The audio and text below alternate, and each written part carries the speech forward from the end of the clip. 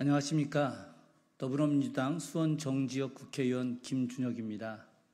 오늘 기자회견은 제46차 유네스코 세계유산 총회 일본의 사도광산 세계유산 등재에 대한 내용이 지금 긴급하게 이어지고 있는데 이에 대한 반대 의견을 내기 위한 기자회견입니다. 저는 2022년, 2023년 2년에 걸쳐서 일본의 사도광산 세계유산 등재를 막기 위해서 3차례에 걸쳐서 니카타현에 있는 사도광산을 다녀왔습니다.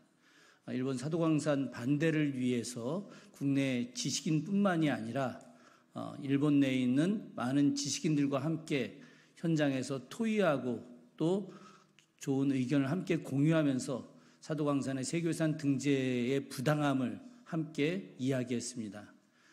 사도광산에 대해서 일본 정부가 일본의 근대화를 발전시키기 위해서 에도 시대에 중요하게 개발돼서 일본을 근대화하게 만든 매우 중요한 근대 유적이라고 이야기하지만 실제로 일본의 사도광산은 1920년, 30년, 40년대에 일본이 태평양 전쟁, 제국주의 국가로 성장하면서 태평양 전쟁을 준비하면서 철광과 금을 생산해냈던 곳이고 특히나 1940년대에 조선인 강제 동원령을 내려서 무려 6천여 명 가까운 조선인들을 일본에 끌고 가서 바로 니카타현에 있는 사도광산까지 데려가서 강제 노동을 시켰습니다. 수많은 사람들이 고통을 당했습니다. 엄청난 조선인들이 학대를 당했습니다. 조선인들이 기숙했던 그 현장 곳곳을 다녔습니다. 일본인들과 비교할 수 없는 아주 안 좋은 지역에 기숙사를 만들고 인간 이하의 대우를 했습니다. 그 현장이 지금도 남아 있습니다. 조선인 위령비도 제대로 만들어져 있지 않습니다. 그런 곳에 우리 조선인들의 강제 노역을 했던 그곳을 일본인들이 그 역사를 지우고 그 역사를 외면하고 일본의 근대유산 발전에 대한 내용만을 기술해서 세계유산으로 등재한다는 것은 도저히 있을 수 없는 일입니다. 특히나 2015년 하시마섬, 일명 군함도라고 불리는 그 섬을 일본 근대유산으로 등재하면서 우리와의 약속을 철저하게 어겼습니다. 당시 우리 정부가 하시마섬, 군함도의 세계유산을 반대했었을 때 일본 정부가 조선인 강제 동원과 관련된 내용을 반드시 기술하고 일본 도쿄 안에 근대유산 센터를 만들어서 일본이 근대 발전 과정에서 세계인에게 많은 고통을 주었다는 것을 반드시 기술하고 설명하겠다고 약속을 했었습니다. 제가 2023년에 그 일본 근대유산 센터를 다녀왔습니다. 충격을 받았습니다. 왜냐? 그 안에 일본인들이 반성과 사죄 내용은 하나도 없고 오로지 일본이 잘했다는 내용과 그리고 군함도에 있었던 그 많은 조선인들에 대해서 학대하지 않고 오히려 존중하고 엄청난 배려를 했다라고 하는 잘못된 내용으로 전시되어 있었기 때문입니다. 일본 정부는 이렇게 거짓과 왜곡을 일삼으면서 자신들이 했던 우리 민족에 대한 그 많은 고통을 외면하고 있었습니다. 그럼에도 불구하고 지금 일본 정부는 또다시 군함도와 같은 사도광산을 세계유산으로 등재하려고 하고 있고 우리 정부는 이에 대해서 겉으로는 일본의 사도광산 세계유산 등재를 막겠다라고 하면서도 불구하고 전혀 이에 대한 대응을 하지 않았습니다. 외교부도 미온적 대응을 했고 문화체육관광부도 역시 미온적 대응을 했습니다. 우리 두 부서, 외교부, 문화체육관광부가 윤석열 정부의 뜻을 따라서 일본의 사도광산 세계유산 등재에 대해서 미온적, 아니 굴종적 태도를 보임으로써 일본의 사도광산은 세계유산 등재에 거의 다다랐습니다. 세계유산 등재는 이사국에 있는 한 나라라도 반대를 하게 되면 절대 등재할 수 없는 것이 지금까지의 관례입니다. 그렇기 때문에 우리 정부가 일본이 지금까지 2015년부터 시작된 자신들의 잘못된 내용을 반성하고 사과하는 그 내용을 설명하지 않는 것에 대한 약속 위반을 강력하게 이야기하고 이에 대해서 이번 사도광산 등재 역시도 일본이 약속 이행을 하지 않을 것을 명확하게 설명한 후에 세계유산 등재를 막았어야 되는데 전혀 그런 행동을 하지 않고 있습니다.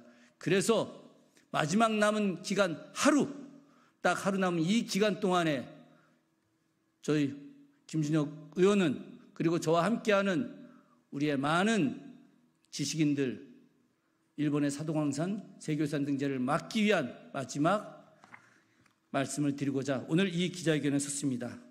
지금부터 기자회견문을 낭독하도록 하겠습니다. 사도광산 세계유산 등재 심사 윤석열 정부는 느슨한 합의 말고 확실한 반대를 하라. 일본 정부가 수천 명 조선인을 강제 동원한 사도광산이 세계문화유산으로 등재되기 일보 직전입니다. 그럼에도 불구하고 윤석열 정부는 일본 정부와 강제노동의 역사 왜곡에 앞장서고 있습니다. 친일 정부를 대변하는 정부, 아니 친일 정부라고 하는 국민의 생각이 그대로 들어맞고 있습니다. 지난 21일부터 이번 주말까지 인도 뉴델리에서 제46차 유네스코 세계유산위원회가 개최되고 있습니다. 이 회의에서 일본 니가타현에 있는 산업유산 사도광산의 유네스코 세계유산 등재가 결정됩니다. 외교부는 현재 인도 뉴델리에서 개최 중인 유네스코 세계유산위원회 한일 간 막판 합의, 느슨한 합의가 이루어지고 있다고 이야기하고 있습니다. 무엇에 대한 느슨한 합의, 누구를 위한 합의일까요? 한국인 노동자를 포함한 전체 역사를 반영하겠다는 일본의 말을 고지곧대로 믿고 하는 합의인가요? 한국 정부가 일본과 합의하겠다는 것은 태평양 전쟁 시기에 과오도 현지 근대문화유산 센터에 전시하겠다는 일본의 가벼운 약속을 받아주고 만장일치가 필요한 사도광산 세계유산 등재 결정에 결국 찬성표를 던지겠다는 뜻입니다. 일본 정부의 약속은 수년 전 군함도를 세계유산으로 등재할 때와 똑같습니다. 당시 일본은 근대 산업유산을 세계유산으로 등재하면서 조선인을 포함한 아시아 민족을 강제 동원했던 진실을 밝히고 전시로 알리겠다는 약속을 했건만 지금까지 그 약속은 지켜지지 않고 있습니다. 이것이 대한민국 국회에서 어제 결의안을 통과시킨 내용입니다. 사도광산 세계유산 등재 반대와 일본 정부의 약속 이행을 촉구하는 내용을 어제 국회에서 진행했습니다. 여야가 극한 대립하는 상황이었음에도 불구하고 사도광산을 반대하는데 국회 결의안은 여야 간 반대 없이 만장일치로 합의를 했었습니다. 단 한 명의 반대도 없었습니다. 민족 문제와 일본의 잘못된 행위에 대해서는 여야가 따로 없다는 것을 보여주고 있음에도 윤석열 정부는 일본 정부에 굴종하고 있습니다. 사도광산이 유네스코 문화유산으로 등재되면 일본은 더 뻔뻔하게 수많은 세계인에게 자신들의 역사를 자랑할 것입니다. 또 동아시아 근대 역사에 시혜를 베풀어서 아시아 전체를 발전시켰다는 내용으로 역사를 왜곡할 것입니다. 윤석열 정부는 이런 일본의 의도와 입장을 그대로 용인하고 등재와 관련된 합의를 진행하고 있습니다.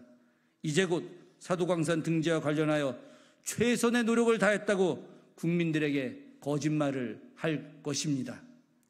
우리 정부는 유네스코 등재를 위한 최종 협의일인 27일까지 사도광산 세계유산 등재를 막는 노력에 최선을 다해야 할 것이고 그것이 대한민국의 입장을 대변하는 가장 강력한 협상 책임임을 명심해야 할 것입니다. 만약 사도광산 등재를 막으라는 국민들의 목소리를 외면한다면 윤석열 정부는 대한민국의 역사를 통째로 일본에 넘겨주는 무책임한 짓을 한 것임을 명심하기 바랍니다. 결국 아무것도 얻지 못한 유네스코 총회는 국가의 수치로 기록될 것입니다. 대통령은 물론 정부와 외교 담당자들이 반드시 이 무책임한 역사를 책임져야 할 것입니다. 반드시 윤석열 정부는 제46차 유네스코 총회에서 일본의 사도광산 세계유산 등재를 막아야 합니다. 감사합니다. 고맙습니다.